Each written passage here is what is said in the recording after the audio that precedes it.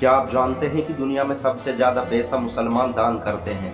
Bill Gates ने अब तक $30 बिलियन की धनराशि दान की है। वॉरेन बफेट $26 बिलियन और मुकेश अंबानी $4 बिलियन की धनराशि खर्च कर चुके हैं।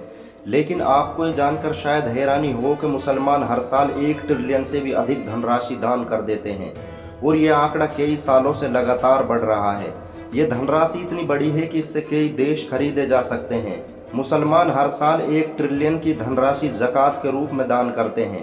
ये दान अपने आप में दुनिया का सबसे बड़ा अजूबा है। दुनिया के करोड़ों लोगों को गरीबी से बाहर लाने में इस दान का बड़ा अहम योगदान रहा। ज़कात की वजह से हर साल 1 ट्रिलियन की इकोनॉमी गरीबों के हाथों में आ जाती है।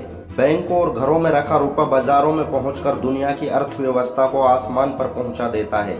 एक आंकड़े के मुताबिक अगर मुसलमान हर साल ज़कात देना बंद कर दें तो 10 करोड़ लोग दुनिया भर में शिक्षा से वंचित रह जाएंगे। 5 करोड़ लोगों के पास खाने से ज़्यादा कुछ नहीं बचेगा और पूरे विश्व अर्थव्यवस्था में 2% तक गिरावट आ सकती है। ज़कात दुनिया का पहला फंड था जिसे गरीबों के लिए बनाया गया।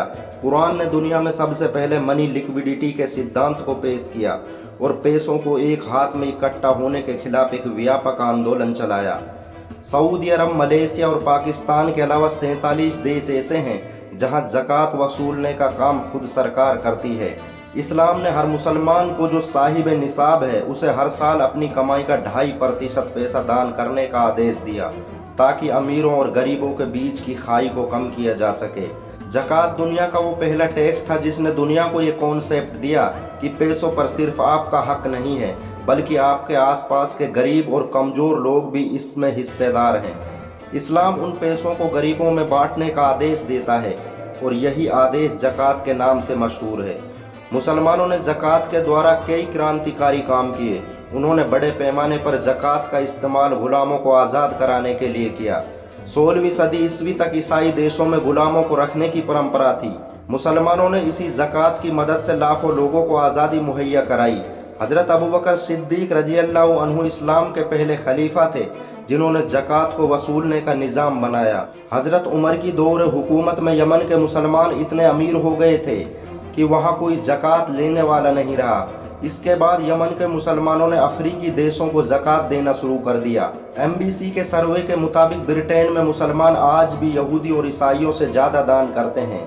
बहुत कम लोग जानते होंगे कि भारत में भी एक मुसलमान अजीम प्रेम जी हर दिन 27 करोड़ रुपए दान करता है। अजीम प्रेम जी भारत में सबसे ज़्यादा दान करने वाले व्यक्ति बन चुके हैं।